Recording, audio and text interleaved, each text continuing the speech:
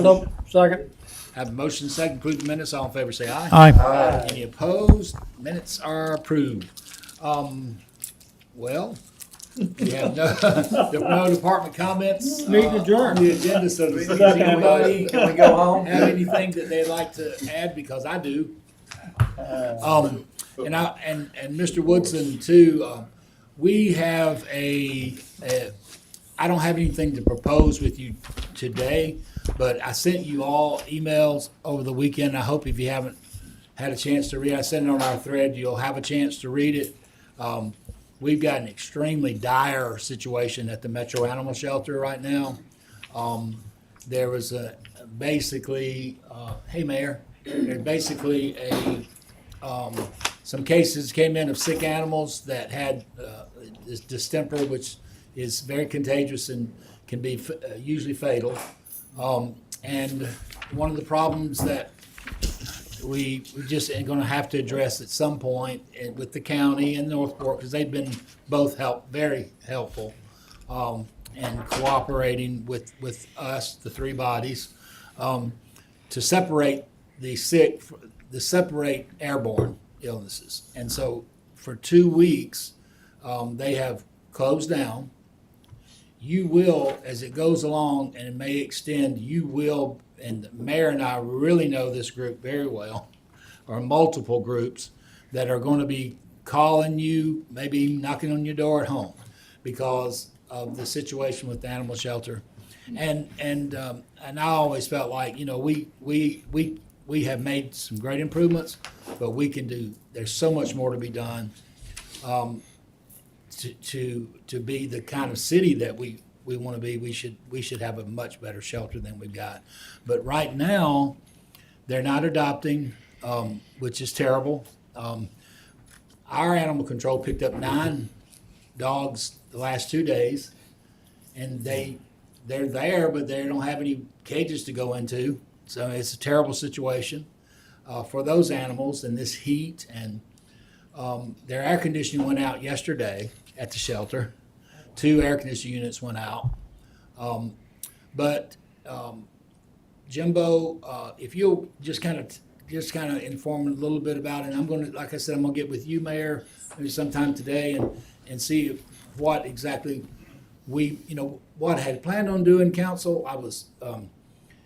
They desperately need a new roof and a crematorium because they cremate their animals there, which saves them a lot of money. And it's not working well. So that's a bad thing too. But now this has come up. And I'll just say this, that shelter worked so hard, they just took 50 dogs to Connecticut 10 days ago, and they adopted every single dog out in Connecticut. And that helped with our situation here. And they drove the van all the way to Connecticut, turned around and came right back. Oh, wow. Now we're a little concerned that I hope none of those animals were sick. Mr. Tyner, if I may, before Mr. Woodson Absolutely. speaks up, since your email this weekend, this morning I discussed with Ms. Standridge. We were not aware of the issues at the shelter during the capital budget process. But we do think this certainly necessitates us taking a look at some of the funding that the council is yet to appropriate out of the, I think it was city facility renewal. And so, once a determination is made of what needs to be done, what that partnership would look like with the city and the city, county, and Northport, we also think we need to have simultaneously that discussion with the finance committee about available funding. I don't know what the number is, by the way. I'm not positive right now either, and I know Stan Acker was going to have the same meeting with the commissioners, and again, and thank you for that very much. And Carly, I still want the county commission and the city council to go together, and with the Northport Council, and let's tour that place because, I think most everybody on the count, I think are all animal lovers, but to be a city like we are, the only way they're going to be able to be better is that when people walk in there, the smell is right now so bad that they just turn around and leave again. And that's because the cracks in the concrete, the drainage doesn't go down for the urine, and they can't just, it's not a quick fix anymore. It's all the concrete's got to be taken out. But I was just telling Colonel Busby that staff down there, it's unbelievable the work that they do for the little pay that they make, and like I said, they take trips to Delaware, Connecticut, all these states that don't have animal overpopulation problems like we do, because Alabama people don't spay and neuter. But it's really bad right now. Well, I think we could, whenever that short term, I'm thinking, and I may be off, Mr. Chairman, about this, but I'm thinking there's going to be a short term, and then You're right. a longer term, and so once that short term is defined, let's sit down. Even things that have already been adopted, we can always pause and move. You're right. We have to take care of our shelter.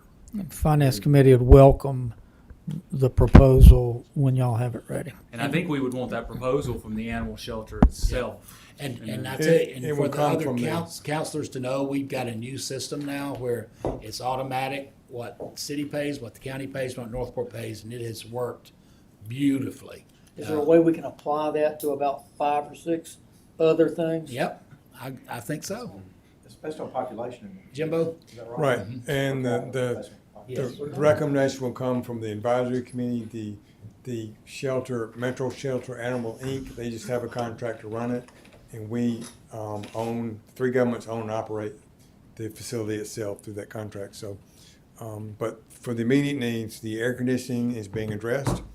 It's probably 100 degrees in the kennel this afternoon, so we will address that soon, and we want to add a third unit back there, and then maybe a unit donated, that we can do that soon. Mr. Woodson, so the unit to deal with the heat issues has been addressed, so that doesn't need to be in our calculus. It depends upon whether the donated unit will work. What it really needs is a commercial unit but that will be part of a major renovation. Does the shelter have anyone who goes in and has done a facility assessment that we, Northport City, County, can take a look at? And We have that already. okay. We have 2 different versions, one, but they address the shortcomings, and then there's a cost estimate of what it would take to renovate it. And one of the things that would be addressed is have some separately ventilated animals, so when the dogs are brought in, they stay there for a while before they move to the general population. So the air conditioning is being addressed. This virus is 50-50 survival rate, and it will move through a shelter very quickly. It moves along shelter workers' clothing, their feet, and gets stuck in their shoes. So they have to be real careful about how they clean. And they're deep cleaning now, trying to get all that taken care of. We will reassess in 2 weeks as to whether they can take animals again. Then we'll let you know on how it's doing. And you're going to get some complaints from the public that we're not accepting animals right now. They're going to be real upset, but that's what we have to do. And we're fostering animals, moving animals out of the shelter to foster homes to reduce the population temporarily. So those things will address it, and we'll eventually beat it, but it's tough. It can take months. So can the workers or people who go in there take that back to their own pets? Yes. They could, but they're Think going to have so. to clean. Based on They're what going he to have to clean, particularly shoes. Droplets on shoes are And, a big thing. They start with the healthy animals when they're addressing them every day, and move to the sick animals, so it doesn't get transported either way. Jimbo, thank you. Okay. We'll get back to the council, but if your constituents ask, like now that why they're not taking animals, now you know, and also if you, for the workers, cold water, Gatorades, because they're working practically 24-hour shifts to try to get this deep cleaning done. It's not easy. It's a tough job. So if anybody knows they'd like to donate, right now for cold drinks and A big food, fan, really. a big Big fans, Big commercial fans, if you know. Commercial, industrial box fans. Okay, so anyway, so we'll hopefully have more on that soon. Thank you, Mayor, thank you, Jimbo, thank you, council. Haley,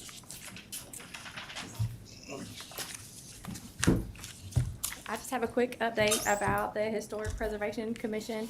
We opened the portal to take resumes for 2 weeks. It closed on the 19th, and we got no resumes. So, I'd like to nominate Sonny Deason. Very well, we're gonna have to go talk to Greg Byrne and figure out how to I make thought it work. everybody wanted to be on the historic. I'd like to nominate Sonny Deason. He submitted his resume for the opening that just went by. I'll second. These would be We good. just have one, is it just one opening, and Sonny Deason had applied the he last did. time? Yes, sir, that is correct. Does anybody have any issues with Sonny Deason being on the Historic Preservation Committee? Okay, All right. Well, that is all I have. Thank you. okay. Okay, Mr. Holmes, you want to brief us on the ad valorem tax election, please? Yes, sir. Good afternoon, council. And Ms. Abbott has an item that she is going to pass out to you, or already has, I'm sorry, that goes along with this. This was included in the ordinance that council passed last week or the week before. It is the form of the ballot. And so this is what the ballot will look like when people go to vote for in the special election. A quick rundown of kind of the details that were in that ordinance. The special election will be held on Tuesday, September the 24th of 2024. It will be held between the hours of 7 a.m. and 7 p.m. These are the typical voting hours when we have an election. The special election will have the same polling places as the last municipal election. The reminder for everyone watching at home, that would mean District 1 will vote at TDOT. District 2 will vote at McDonald Hughes. District 3 will vote at the Church of the Highlands. District 4 will vote at Calvary Baptist Church's Annex. District 5 will vote at Alberta Baptist Church. And District 6 will vote at the Belk Activity Center. District 7 will be at East McFarland Baptist Church. The absentee ballot process is established by state law and is the same as the normal election.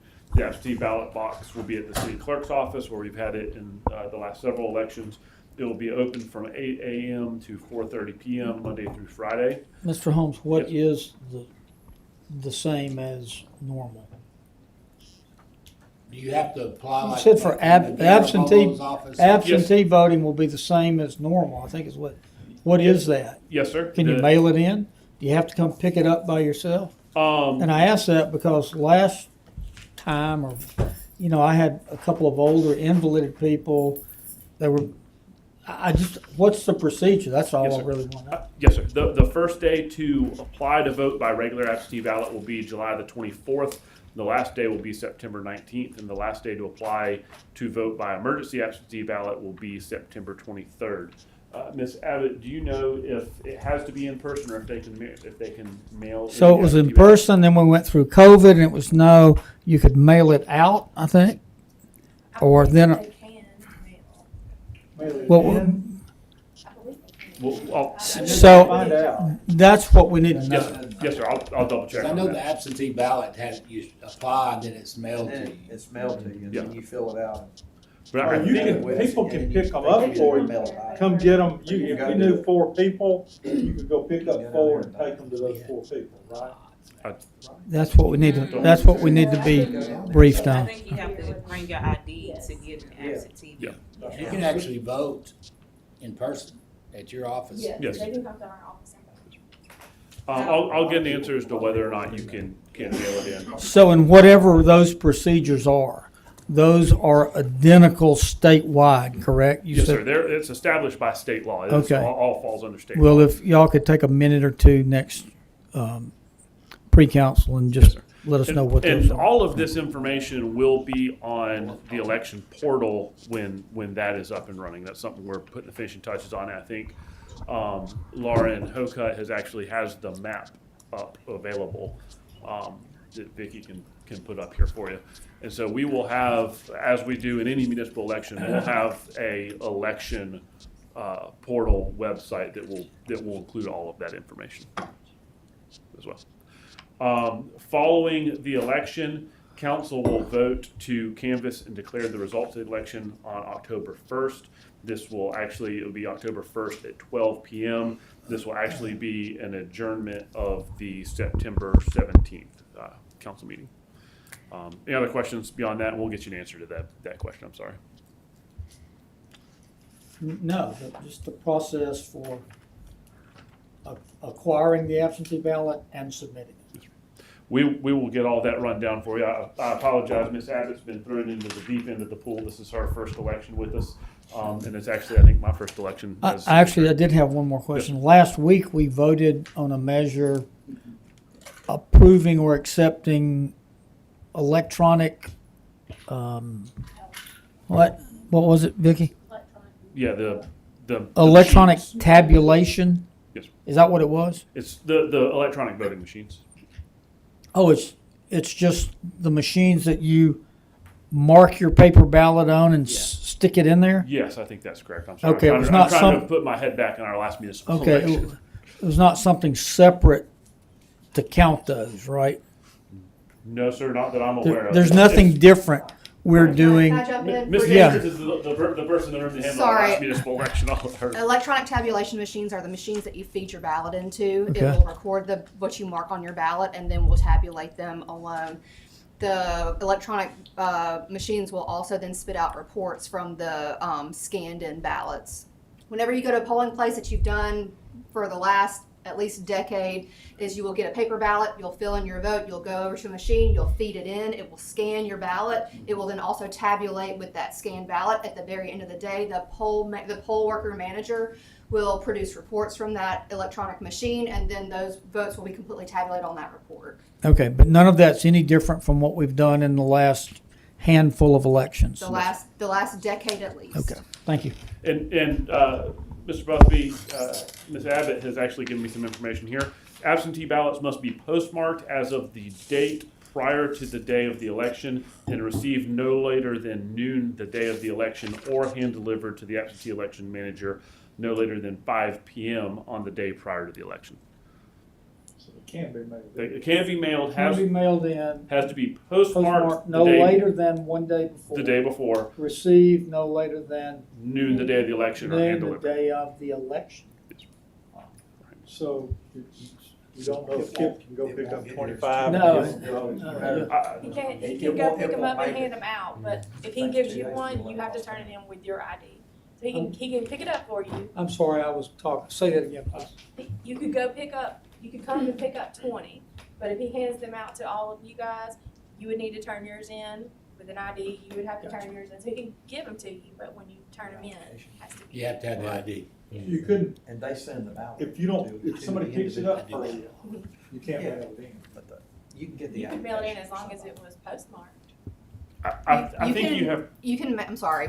You can mail in your application, but you have to mail in a copy of your ID as well. It will have instructions on the Okay, absentee okay, application That's right. that will So- tell you to include a copy of your ID. So if I've got half a dozen constituents, like one, I can take them to them.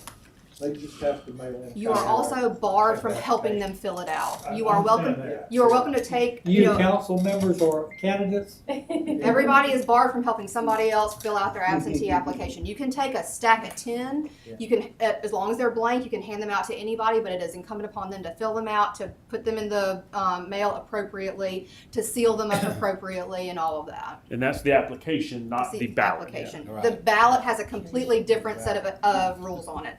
All of these, the application and the absentee ballot, will have its own set of instructions printed on them specifically. So we couldn't take them a ballot.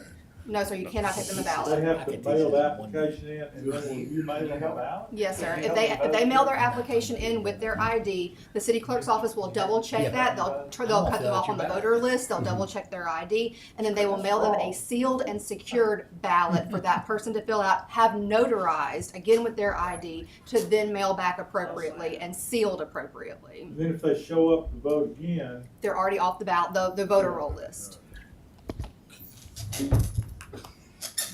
remember that. I lost my Vote honey twice. hole up at Capstone. You got them, I got Crimson Village and Capstone Village. I love Those absentee. little blue-haired ladies love me. Don't go to jail over stuff. No, Lord. You ready for me to Yes, sir. brief you? Yes, All sir. right. I am at the top of page 2, where on page 8 and 9, you'll be authorizing reimbursement pursuant to the United States Treasury Regulation Section 1.150-2. This is for the Elevate improvements, and this came to you in finance on June the 18th. On page 10 and 11, you'll be authorizing reimbursement pursuant to United States Treasury Regulation, Section 1.150-2. This is for Savings Center, and again, it came to you on June the 18th. On page 12, you'll be authorizing professional services contract with Schnabel Engineering as a total of $673,500, and came to you from our Water and Sewer Department. On page 13, you'll be authorizing professional consultant and related services with TTL for the Savings Center. This is a total not to exceed $29,400, and again came to you in projects on the 18th. On page 14, you'll be selecting Danny Wimmer Presents LLC for professional consulting and related services for the Mercedes-Benz Amphitheater. On page 15 through 16, you'll be tentatively awarding a public works contract to Suncoast Infrastructure for the 2024 sanitary sewer rehab project. This is for $175,644, and again came to you in projects last week. On page 17 and 18, you'll be tentatively awarding a public works contract to J.J. Cunningham LLC for the Taxiway A crack seal and Taxiway B crack seal and seal coat project. This is a total of $462,931.50, and again came to you in projects last week. On page 20, you'll be authorizing a contract with Election Systems and Software LLC. This is a total of $13,897.50, and again, this is a part of the special election. On page 21, you'll be authorizing a funding agreement with Tuscaloosa County. This is a total not to exceed $96,000. This is doubled up. It will be discussed in finance today, and was discussed briefly last week in projects. This is the Shelton State paving project. On page 22, you'll be authorizing a funding agreement with Historic Tuscaloosa. This is a total not to exceed $250,000, and this was discussed in finance last week. On page 23 through 24, you'll be authorizing amendment number 1 to the MOU with Tuscaloosa Fire Rescue and authorizing the mayor to execute the amendment with Tuscaloosa Fire Rescue under the city's 2020 Community Development Block Grant Program. This came to you in CD committee last week. On page 25, you'll be authorizing the Office of Community and Neighborhood Services to advertise a summary of the City of Tuscaloosa's action plan for 2024 Community Development Block Grant and the Home Investment Partnership Programs and other HUD programs. This also came to you in CD committee last week. On page 26, you'll be authorizing the Office of Community and Neighborhood Services to update and make revisions to its environmental review policies, procedures, and standards. This again came to you in CD committee last week. On page 27 and 28, you'll be authorizing the mayor to execute a grant agreement with the U.S. Department of Housing and Urban Development for the 2023 grant assistance for the Homeless Management Information System. This again was in CD committee last week. On page 29, you'll be authorizing the mayor to execute a right-of-way permit to Adcox Gore Development LLC, 6th Avenue. This was presented in projects last week. On page 30, you'll be authorizing the mayor to execute a right-of-way permit to Adcox Gore Development LLC. This is for 13th Street, and again was in projects last week. On page 31, you'll be authorizing the termination of the Alabama High School Athletics Association Super 7 Football Championship Game Agreement. This was presented to you in admin last week. On page 32 and 33, you'll be authorizing amendment number 7 to the resolution that establishes the budget for the 2022 B warrant. And this came to you in finance on the 11th. On page 34, you'll be establishing a budget for the 2025 A warrant series. This is a total of $12,100,000 and was discussed in finance on last week. On page 35 through 37, you'll be adopting amendment number 3 to the fiscal year 2024 General Fund Reserve for Future Improvements Fund budget, and this was discussed in finance on the 11th. On page 38, you'll be amending exhibits A and B of section 19-42 of the Code of Tuscaloosa for Tuscaloosa Fire Rescue. This was discussed in admin last week. On page 39, you'll be authorizing amendment number 18 to fiscal year 2024 general fund budget. And again, this was discussed in finance last week. Any questions for me? Questions for Scott? Thank you. No executive sessions today? No, sir. Okay. All right, we have public projects, finance, public safety, of course, council at 6, elevated advisory council meeting, Wednesday, June 26, 11:30, and at 5 o'clock that night, special call planning and zoning framework code update. Ms. Howard had called me Friday, I think, and Terry Banks, who I've known forever, was unable to address the council about something tonight at 6, and so we asked if he could have just a minute or two at pre-council to address the council. So, Mr. Tanner, before we do that, Yeah. at the end of that, I would like us to talk about something in executive session. Should be very short, 5 minutes. And I'll, is that Yes, sir. okay?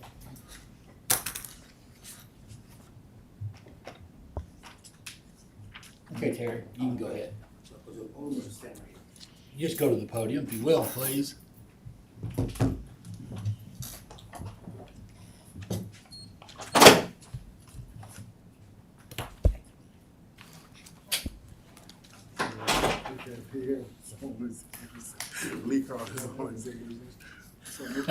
thank you.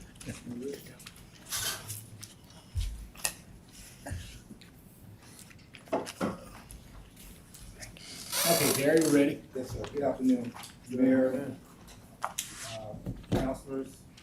I'm Terry Banks. A lot of you guys know me as the board president for CAPS. I've known Kip for about 100 years. He's one of my favorites. But I'm here today on behalf of Town Square Media to re-present our cluster stations to the council and the city in hopes that we could partner with the city on upcoming initiatives that you guys are currently doing. A couple that I think you guys are currently doing, one would be the recruitment of police officers. Another one would be the lead abatement campaign, I think that's currently running. And then the Tuscaloosa Fields campaign that's ongoing with the particular radio stations here in the city. So what I'd like to do is just take about 5 minutes to present Town Square Media to the city of Tuscaloosa. And there are a lot of pages in here, so I won't go through all of them. But if you would flip over to page 2, it will give you a little bit about Town Square Media. For those who are in the room, Town Square Media is a local media group. We're locally owned. We have about 300 radio stations across the country. We have 8 radio stations here in Tuscaloosa. To name a few, would be 92.9 WTUG, 95.3 The Bear with Stephen DC. We have a hip hop station that targets young adults 18 to 34. We have the largest urban gospel station here in Tuscaloosa.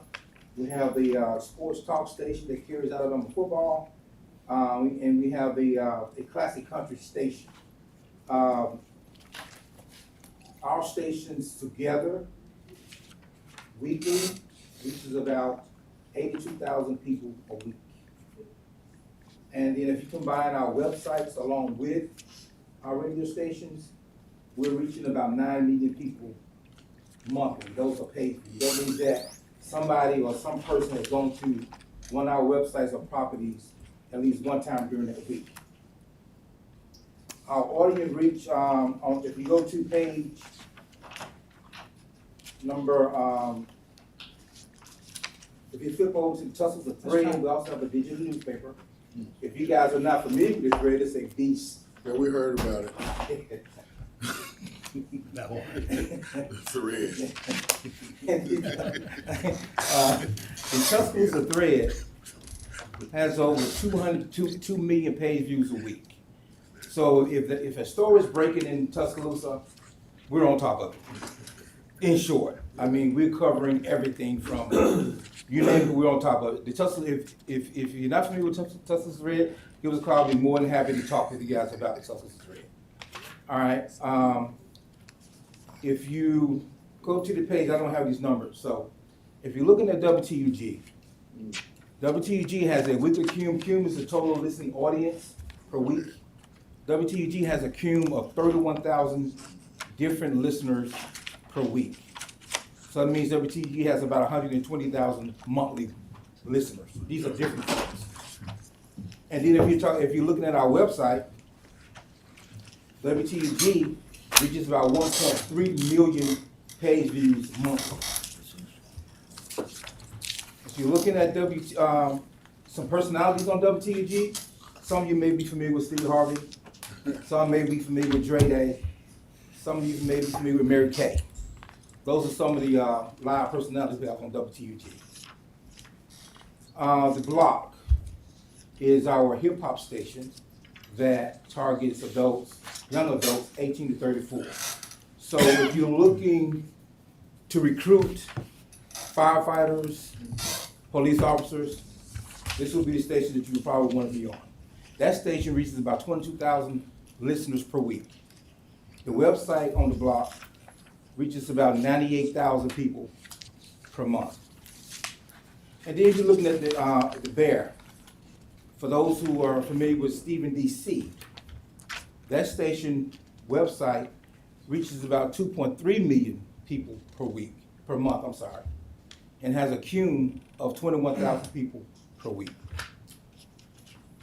So, having said all that, I'm not gonna go through all this.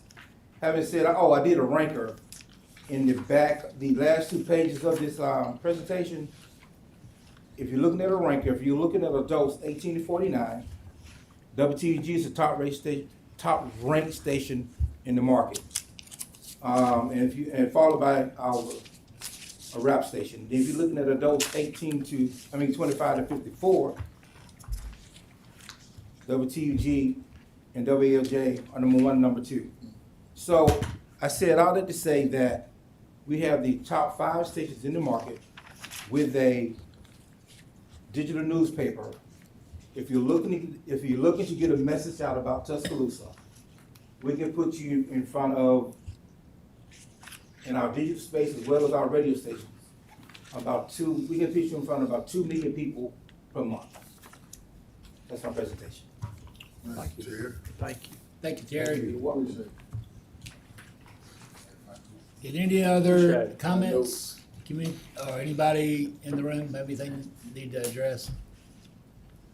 Okay, is there a motion we adjourn? So moved. Have a motion and second adjourn, all in favor say aye. Aye. Meeting adjourned.